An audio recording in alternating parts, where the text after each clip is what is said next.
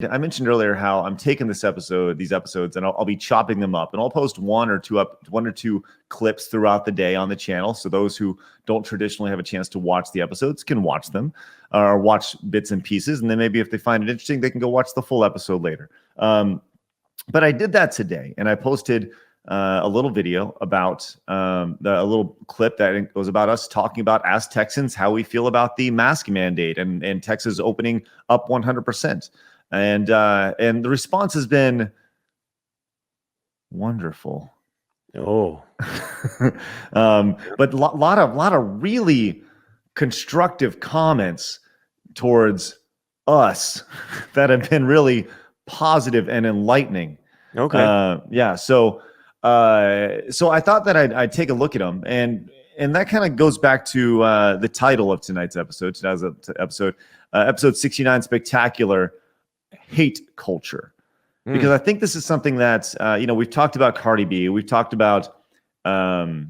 Seuss, we've talked about other cancellations on the show, but I think it's time to really start thinking about what cancel culture truly is, and in reality. And Brad, you're the one who said this, so I'll let you fire this out. Well, I think cancel culture is really hate culture. I've come to this conclusion after the last 24 hours, because if you missed yesterday's show, what happened to me yesterday was I tweeted out a thing and it went crazy. At this moment, it's had over 50,000 interaction, or it's had like over 2 million impressions, whatever. I've looked at the analytics, it's gone crazy. People have screenshotted it, put it on Facebook and other places. My friends are tagging me, hey, you're over here and stuff. So I tweeted this thing. A lot of people agreed with it, connected with it. Some people did not. And those people, that's been the adventure of a lifetime for the last 24 hours, to really soak into the wasteland of this void of hate, where I say something, a lot of people liked it, some people did not. And the people that did not like what I tweeted, and these are just words floating around in ones and zeros, took it upon themselves to find me on different social networks, tag me into groups to get people to come over and call me racist for whatever reason, even though the thing I tweeted, it wasn't even coming from, in my mind, anything about race at all. That's the problem. It is, though. I know that. I know. And look, I really felt like some straight on hate, like all of a sudden, like you say that, well, we're going to come find you. And then you have these like scary moments. And I touched on this last night, where you're like, oh my gosh, what have I done? Like, this was kind of cool for a moment, but now people are coming to find me. I got to set my privacy settings to be more private and make sure that they don't find family members or friends of mine or whatever. And luckily I work for myself, so I don't have to worry about anybody harassing my workplace and things like that. But all of a sudden you just feel all this hatred, even though a lot of people retweeted it with love and kind words and were just like, yeah, this is where we're at in society. I had so many people coming in from other directions saying like, you suck, F this and F that, you're racist, and you're an idiot. What any kind of hateful speech you could get, that was thrown at me from just a simple disagreement. Like, this is pretty interesting. Look at what Omega Flare has to say. It says, great insight. It's not really cancel culture, it's hate culture. It's done by social terrorists. I've never actually heard that phrase before. Social terrorists. Like, I was just looking at, looked on online. It says the 3 types of terrorism: international, domestic, and transnational terrorism. Right? Those are like the FBI, terrorist, genres, right? But I've never heard the term social terrorism before until literally right now, terrorist. And I actually think that's a really great way to say it. When you think, like, what does a terrorist do, right? A terrorist causes terror. That is literally what, I mean, when terror you look, and destruction. Right. And that's really kind of what is happening. I'm going to pull it up right here.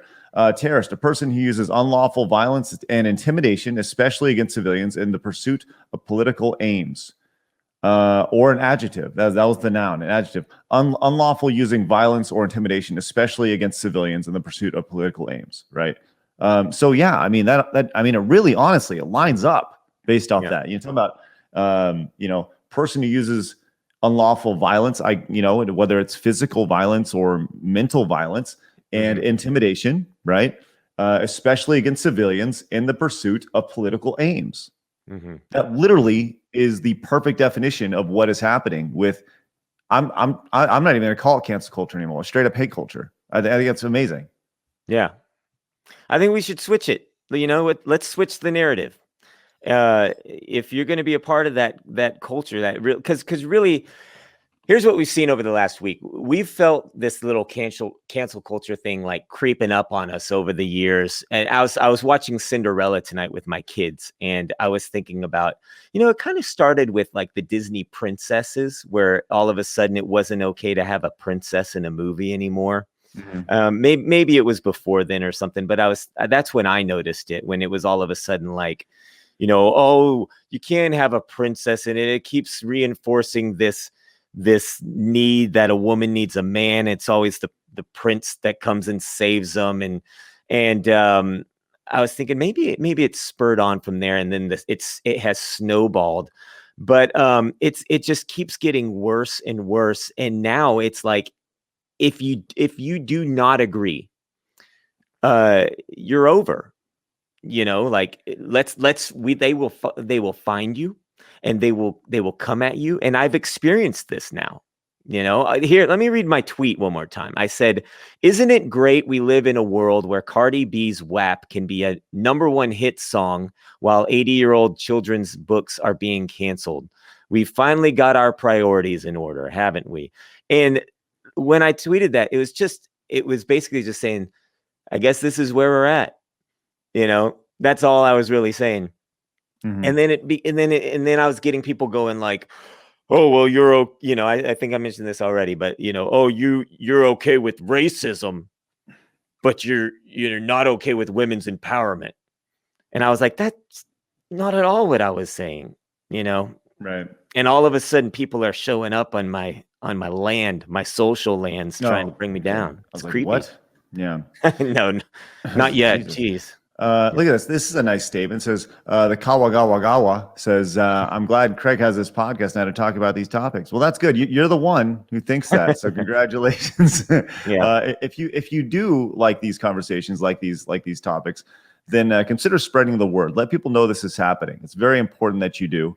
As we continue to grow, right now on our channel, full disclosure, we're going through a tremendous churn, right?